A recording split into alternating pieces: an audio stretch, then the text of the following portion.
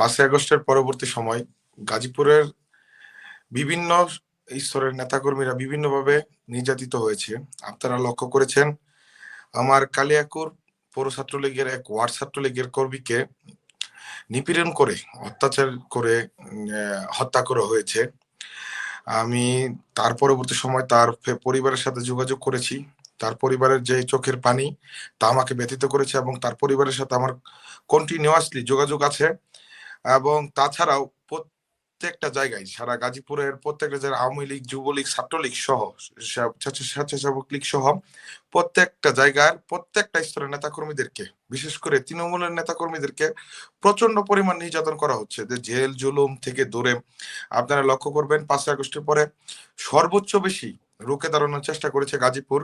এবং গাজীপুর তার জায়গা থেকে বাংলাদেশের মাটিতে প্রথম মিছিল করেছে ছাত্রলীগের নেতৃত্বে। তার পরবর্তী সময় যে গাজীপুরের মাটি থেকেই আপনার হলো এই যে জঙ্গি সংগঠনের নেতৃত্বের প্রধান নেতা ছিল হাসনাত এবং সার্জিস, তারা সহ তাদের যে অনুসারী, সে অনুসারীকে আমাদের যে সাবেক বাংলাদেশের গণপ্রজাতন্ত্রী বাংলাদেশ সরকারের মাননীয় মুক্তিযোদ্ধা বিষয়ক মন্ত্রী, তার বাসায় যখন হামলা করা হয় তখন গাজীপুরের তৃণমূলের নেতাকর্মী সহ গাজীপুরের সাধারণ মানুষ রুখে দাঁড়িয়েছে। এবং সেই যে জঙ্গি যে কথিত যে সমন্বয়ক নামে যেই ধরনের একটা মানুষ, তারা যে রয়েছে, জঙ্গি রয়েছে, তাদের বিরুদ্ধে কঠোর প্রতিবাদ দিয়ে তাদেরকে রুখে দিয়েছে। এবং তাদের বিরুদ্ধে গাজীপুর যে 1971 সালের মতো প্রথম গাজীপুরের পথ ধরো বাংলাদেশ স্বাধীন করো, যোধপুরের পথ ধরো বাংলাদেশ স্বাধীন করো, সেই স্লোগানকে সামনে রেখে এবারও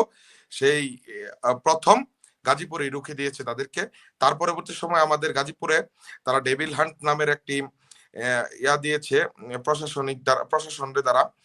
পুলিশ তখন প্রচন্ড পরিমাণ গাজীপুরের সাধারণ কর্মীদের উপর, তৃণমূল কর্মীদের উপর নির্যাতন চালিয়েছে।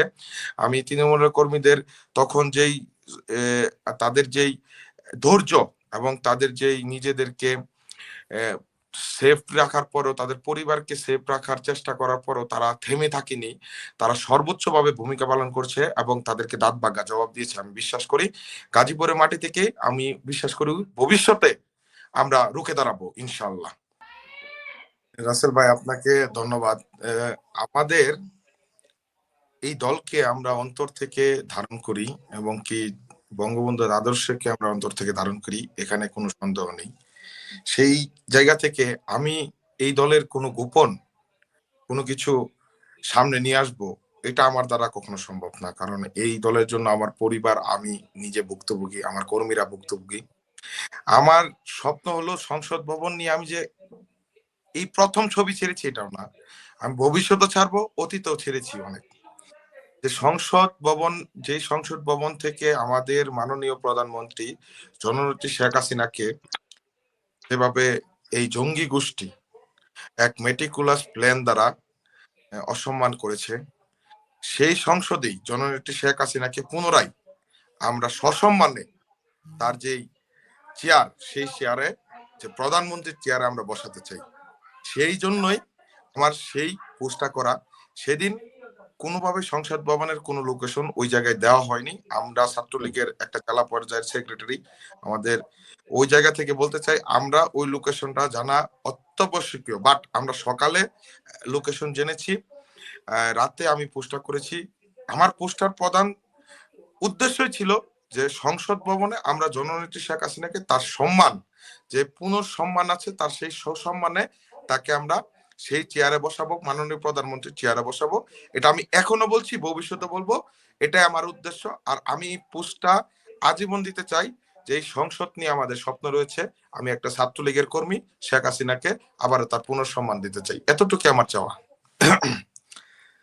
যে ইতিমধ্যেই আপনি যে কথাটা বলেছেন, আমরা কেন্দ্রের নির্দেশে বা জননেত্রী শেখ হাসিনার নির্দেশে যতগুলো নির্দেশনা এসেছে আমরা বাস্তবায়ন করার চেষ্টা করেছি। তারপরও আমাদের সমালোচনা একটু বেশি ভাই, কারণ কাজ করলে সমালোচনা হবে, কিন্তু ওইদিকে আমরা ওই দিক নিয়ে আমরা কথা বলবো না। কারণ কারা সমালোচনা করছে আপনি যদি নাম জানতে চান আমি স্পষ্ট ভাষায় বলে দিব। কারণ আওয়ামী লীগ এত বড় একটা রাজনৈতিক দল, সেখানে গ্রুপিং থাকবে ভাই। ওই গ্রুপিং এর দিক থেকে যদি লক্ষ্য করি, আমাদের নিয়ে প্রচুর সমালোচনা হয়। গ্রুপিং করতে গিয়ে, বা আমরা আওয়ামী লীগ এত বড় একটা সংগঠন, এই সংগঠনের নেতৃত্ব দিচ্ছি, দুঃসময়ে ছাত্রলীগের নেতৃত্ব দিচ্ছি, এটা ওই গ্রুপিংটা হোক। ওদের ওই তর্ক বিতর্কে আমি যেতে চাই না। আমাদের দুর্দিন, আমরা চাই ঐক্যবদ্ধভাবে হাতে হাত মিলিয়ে আমরা সামনের দিকে এগিয়ে যেতে। ওই দিক থেকে যদি লক্ষ্য করেন, আমরা 5ই আগস্টের পরবর্তী সময় চ্যালেঞ্জ করে বলতে পারি, গাজীপুরের মাটি থেকে সর্বপ্রথম মিছিল আমরা ছাত্রলীগের নেতৃত্বে দিয়েছি। তার পরবর্তী সময় আমাদের উৎসাহ অনুপ্রেরণা পেয়ে অনেক যুবলীগ থেকে মিছিল হয়েছে। সব দিক থেকে মিলে আমি যদি বলতে পারি যে বাংলাদেশ ছাত্রলীগের যত নির্দেশনা আছে, জননেত্রী শেখ হাসিনার যত নির্দেশনা আছে, ছাত্রলীগ, গাজীপুর জেলা ছাত্রলীগ তা অক্ষরে অক্ষরে পালন করতে সক্ষম হয়েছে, এবং আমরা চেষ্টা করছি সাধ্যমতো ভাই, এর থেকে বেশি না। কিন্তু যদি এখান থেকে কেউ গ্রেপ্তার হয় বা কোনো ধরনের পারিবারিক ভাবে কোনো ধরনের তাদের ক্ষতি সাধন হয়, ওই দিক থেকে আমরা চেষ্টা করি সাধ্যমতো তাদের পাশে দাঁড়ানোর। আপনি এটা খোঁজ নিয়ে দেখবেন গাজীপুরের মাটিতে, আমি 5ই আগস্টের পরবর্তী সময় আমি আমার সাধ্যমতো নেতাকর্মীদের পাশে থাকার, আমার কমান্ড মেনে বা আওয়ামী লীগের কমান্ড মেনে, ছাত্রলীগের কমান্ড মেনে যারা রাজপথে ছাত্র রাজনীতি করতে গিয়ে, ছাত্রলীগের রাজনীতি করতে গিয়ে মিছিল মিটিং করছে বা বিভিন্ন জায়গায় ব্যানার ফেস্টুন লাগাচ্ছে, তারা কোনো ধরনের ক্ষতিগ্রস্ত হলে আমি তাদের পাশে দাঁড়ানোর সর্বোচ্চ চেষ্টা করছি। এটা হয়তো আমরা ছাত্রলীগের, যে গাজীপুর জেলা ছাত্রলীগ নিজ চেষ্টায় এটা করছি। এটা দুঃখের বিষয় হলো ভাই, যে এটা লাইভে বলা ঠিক না, আমরা কারোর কাছ থেকে কোনো সহযোগিতা পাই না। আমাদের সাধ্যমতো আমরা চেষ্টা করে তাদের পাশে দাঁড়াচ্ছি। আর যারা ইতিমধ্যে আমাদের ছাত্রলীগের যারা নির্যাতনের শিকার হয়েছে বা হত্যার শিকার হয়েছে, শহীদ হয়েছে, তাদেরকেও তাদের পরিবারের পাশে, আপনি দেখবেন আমাদের ভিডিও ছাড়া আছে, আমরা তাদেরকে বিভিন্নভাবে ঈদ আসলে বা এইভাবে বিভিন্ন সময় তাদের পরিবারের খোঁজ খবর নেওয়ার চেষ্টা করছি। যে আমরা যে জিনিস লক্ষ্য করছি ইদানিং, ধরেন এটা নিয়ে কথা বললে, আমি ভাই কি জন্য কথা বলছি, কারণ আমি কোনো ধরনের লেজও করে রাজনীতি করি না, হ্যাঁ। আমার লোকাল বলেন, কোনো জায়গায় বলেন, আমার কোনো ধরনের বিএনপি নেতা কর্মীদের সাথে সক্রিয় থাকার কোনো সুযোগই নেই। আমি সর্বোচ্চ ত্যাগের শিকার হয়েছি বিএনপি আক্রমণে, 5ই আগস্টের পর সময় বা 4ই আগস্ট। এখন ওই জায়গা থেকে যদি বলতে চাই, বিএনপি যেই ধরনের রাজনীতির যে একটা সূচনা শুরু করছে, সেই সূচনা থেকে দেখা যাচ্ছে তাদের চরিত্রের কোনো পরিবর্তন হয় না। আপনি যদি লক্ষ্য করে দেখেন যে একটা মাননীয় বাংলাদেশের একটা প্রধানমন্ত্রী, উনি চেয়ারে বসবেন, মানে তাকে যে চেয়ার দেওয়া হচ্ছে, ওই চেয়ারটা সরিয়ে সে প্লাস্টিকের চেয়ারে বসছে। এই জিনিসগুলো না, মানে একটা ওয়ার্ডের আমাদের ছাত্র নেতাও এই জিনিসটা ফলো করে, এই জিনিসটা এক সময় করেছে, ওই জিনিসটা ফলো করে এখন তারেক রহমান চলছে। এই একটা হ্যাঁ, কিন্তু বিষয় দেশের, হচ্ছে নাসির মোল্লা, আমি যদি এত প্রভাবশালী একজন নেতাই হই, আমি বাংলাদেশের প্রধানমন্ত্রী হই, আমি যে কোনো অনুষ্ঠানে যাব না কেন, সেই অনুষ্ঠানের আয়োজকরা শুরু থেকেই জানবে যে আমার কোন হ্যাঁ, ধরনের চেয়ারে বসতে সমস্যা হয়, আমার জন্য কেমন চেয়ার রাখতে হবে। প্রত্যেকবার একটা এটা রাশি আসন রাখবে, তারপর সেটার পাশে আবার ছোট একটা চেয়ার এনে তাকে বসানো হবে। মানে এটা তাহলে কি আমি এটাই তার সম্পর্কে জানেই না আসলে কেউ কিছু, হ্যাঁ এসএসএফ ভাই, বা তাহলে আয়োজক। আমি যে একটা প্রোগ্রামে যাব, ওই চেয়ারটায় আমি হুম, বসবো না, মানে হুম, এটা কতদিন, মানে আমি একদিন এই নাটকের স্ক্রিপ্টটা সাজিয়েছি, হ্যাঁ, ওই সাজানোর পর হুম, আমি আরেকদিন আরেকটা প্রোগ্রামে যাচ্ছি, ওই চেয়ারটায় আমি বসবো না, তারপরও কেন আমার জন্য ওই চেয়ারটা রাখা হলো? তাহলে আমি তো ওই চেয়ারটা বসবো না, আমি তো একটা প্লাস্টিকের চেয়ারে বসবো। ওই স্ক্রিপ্টটা কন্টিনিউয়াসলি করে বাংলাদেশের মানুষের যে মাইন্ডটা, বা ছয়রত্তর দেশ বলা হয়েছিল, যেখানে মানুষের ঋতুর সাথে মানুষের মন মানসিকতার পরিবর্তন হয়, ওই হুম, জিনিসটার হলো মানুষের আবেগ নিয়ে খেলার জন্য সে একটা মাইন্ড গেম খেলেছে, এছাড়া কিছু না। তার অন্তরে যে কি ধারণ হুম, করে, আপনি পুলিশ হত্যা নিয়ে কিছুদিন আগে স্বরাষ্ট্রমন্ত্রী একটা কথা বলেছে, বাংলাদেশের বর্তমান যে অবৈধ সরকারের যে স্বরাষ্ট্রমন্ত্রী রয়েছে সালাউদ্দিন সাহেব, একটা কথা বলেছিল যে যে ওইখানে নাকি আপনার পুলিশ হত্যার বিচার করবে। এখন মানে ওই যে জঙ্গি গোষ্ঠীর এমন চাপ খাইছে ভাই, ওই চাপ খায় এখন বলতেছে সে বলে পুলিশ হত্যার বিষয়ে কোনো কথাই বলে না। তাহলে আপনি হুম, তাদের চরিত্র কিভাবে পরিবর্তিত, তাদের চরিত্র অতীত যেভাবে যেরকম ছিল এখনো তেমনই আছে। এবং কি আপনি তৃণমূলের নেতাকর্মীদের খোঁজ নিয়ে দেখেন, তাদের উপর নামে খালি মুখ দিয়ে বলছে তারা কোনো দলকে অত্যাচার করছে না, তৃণমূলের নেতাকর্মীদেরকে আবারও হুম, সেই বিএনপি পূর্বে যেভাবে ক্ষমতায় থেকে আওয়ামী লীগের নেতাকর্মীদেরকে যেভাবে অত্যাচার অন্যায় করেছে, আবার শুরু করে দিয়েছে। তাদের হুম, চরিত্রের পরিবর্তন প্রশ্ন ওঠে না। তারা বাংলাদেশকে মানে কখনোই তারা ভালোবাসে না অন্তর থেকে। উন্নয়ন করার কোনো চিন্তাধারা তাদের ভিতরে নেই। এটা ভবিষ্যতে আমরা দেখতে পারবো, খুব শীঘ্রই আমরা দেখতে পারবো। বাংলার জনগণ বুঝতে পারবে তারা আবারও দুর্নীতি চ্যাম্পিয়ন হচ্ছে খুব শীঘ্রই ভাই। আপনি ভাই যে প্রশ্নটা করেছেন এটা আমার পক্ষে অবশ্যই অনেক কঠিন একটা প্রশ্ন। আমি তারপরে উত্তর দেওয়ার চেষ্টা করছি। কারণ সারা বাংলাদেশের তৃণমূল নেতাকর্মীদের নিয়ে কথা বলার যোগ্যতা হয়তো আমার নাই। আমি বিশ্বাস করি বাংলাদেশ ছাত্রলীগের বর্তমানে সবচেয়ে অযোগ্যটা কর্মীটা আমি। কারণ দলের পক্ষে আমার যতটুকু কাজ করার দরকার ছিল হয়তো বা আমি অতটুকু কাজ করার আমি করতে পারছি না। আমি আমার সাধ্য মতো চেষ্টা করছি। এই জন্য আমি নিজেকে সবচেয়ে অযোগ্য কর্মীটা মনে করি। সারা বাংলাদেশের তৃণমূল নেতা কর্মীরা যদি আপনারা লক্ষ্য করেন, বর্তমানে আওয়ামী লীগকে ঘুরিয়ে যে বর্তমান পরিস্থিতি নিয়ে এসেছে, আওয়ামী লীগ যে 5ই আগস্টের পর যে পরিস্থিতি ছিল আমাদের দল, সেই দলকে আবারও ঘুরে দাঁড়ানোর জন্য একমাত্র সর্বোচ্চ অবদান হলো এই তৃণমূলের নেতা কর্মীদের।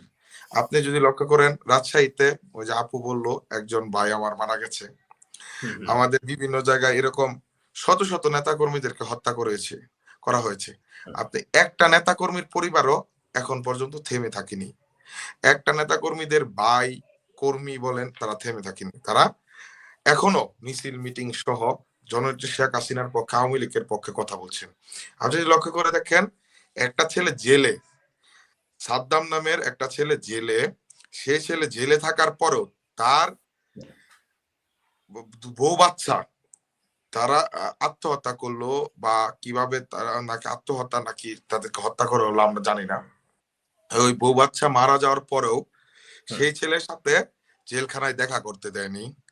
আপনি তারপর ওই ছেলের জামিন হওয়ার পর সে জেলখানা থেকে বের হয়ে একটা মিনিটের জন্য জয় বাংলা জয় বঙ্গবন্ধু স্লোগান দেওয়া বাদ দেয়নি। আমি যদি আল্লাহ তাআলা আমাকে কোনোদিন সুযোগ দেয়, আমি আমার ইচ্ছা আছে আমি সাদ্দামের কর্মী হতে চাই। কারণ এমন মানুষের কর্মী হতে পারলে আমি নিজেকে ধন্য মনে করব। আর এই জন্যই আমি বলতে চাই আওয়ামী লীগ হলো একটা সমুদ্র, নেতাকর্মীদের সমুদ্র। যে সমুদ্রতে আপনি হাত দিয়ে, সমুদ্রকে যেমন হাত দিয়ে থামানো যায় না, তেমন আওয়ামী লীগকে আপনি হাত দিয়ে থামিয়ে দিতে পারবেন না। আওয়ামী লীগ দেখতে শান্ত, আওয়ামী লীগের নেতাকর্মীরা সমুদ্রের পানির মতো দেখতে শান্ত, কিন্তু তাদের ভিতরে সমুদ্রের পানির মতো একদম উত্তাল ঢেউ, শক্তিশালী ঢেউ রয়েছে।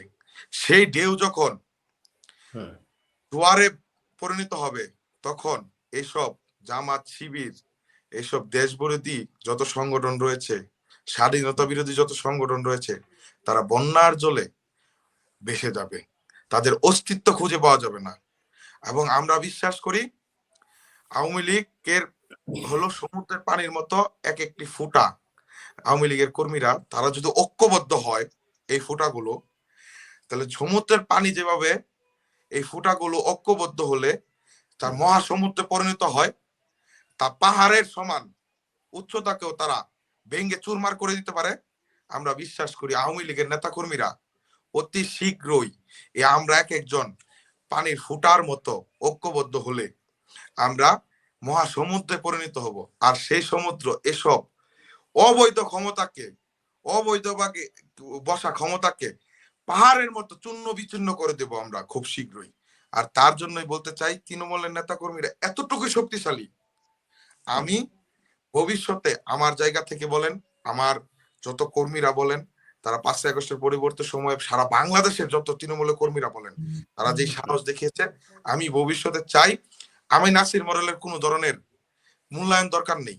আমার যা ত্যাগ, আমার পরিবারের যত ত্যাগ আমি বিলীন করে দিলাম, এগুলো আমি উজাড় করে দিলাম আওয়ামী লীগ এবং জননেত্রী শেখ হাসিনার জন্য। আমার ত্যাগের কোনো মূল্যায়নের দরকার নেই। আমি অনুরোধ করব আপনাদের দ্বারা, আজকে যারা লাইভে সংযুক্ত আছেন, আপনাদের কাছে অনুরোধ থাকবে আপনারা এই তৃণমূলের নেতা কর্মীদেরকে ভবিষ্যতে মূল্যায়ন করেন।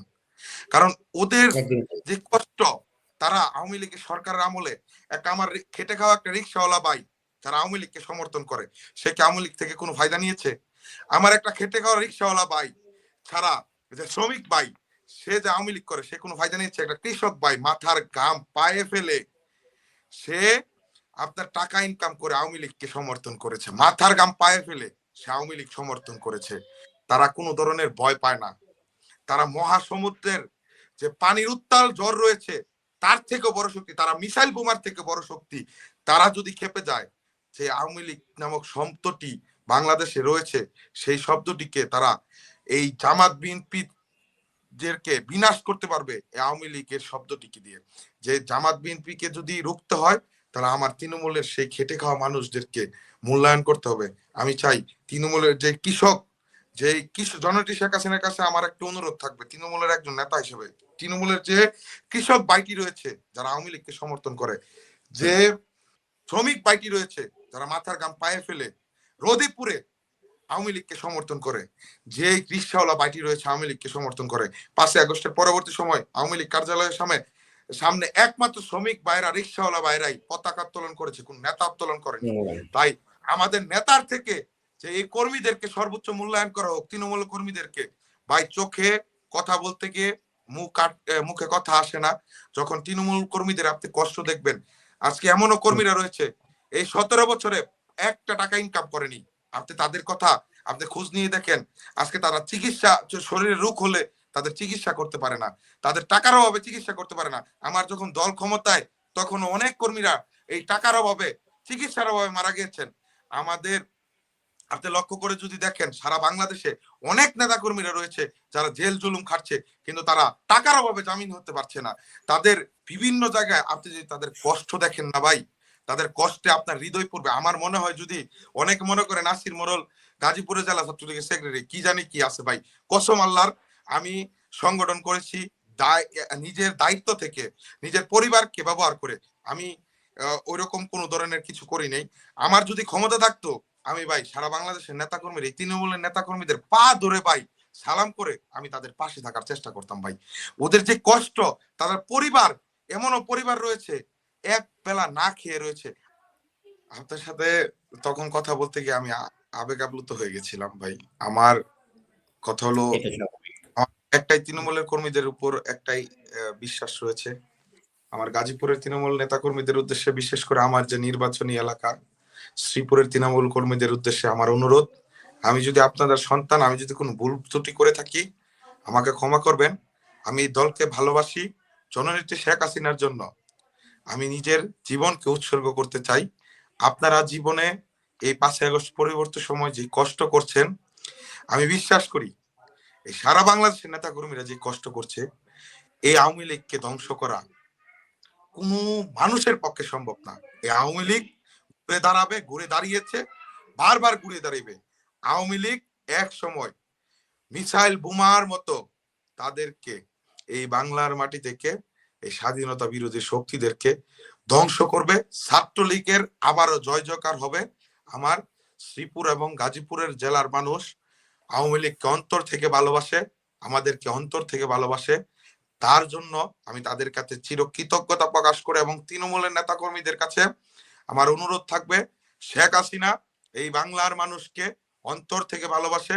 আপনারা যারা এই দল করেন, কৃষক, শ্রমিক, আমার রিক্সাওয়ালা ভাইরা, যারা মাথার ঘাম পায়ে ফেলার পরেও আপনারা এই দলকে ভালোবাসেন, তারা এই দলকে সর্বোচ্চ ভালোবাসেন। আগামীর বাংলাদেশ হবে তৃণমূলের কর্মীদের মূল্যায়নের বাংলাদেশ। আগামীর বাংলাদেশ হবে তৃণমূলে যারা খেটে খেয়ে রাজনীতি করছে, জেল জুলুম খাটছে, তাদের বাংলাদেশ। আমাদের মতো নেতাদেরকে আমরা এই প্রত্যাশাটাই রাখি।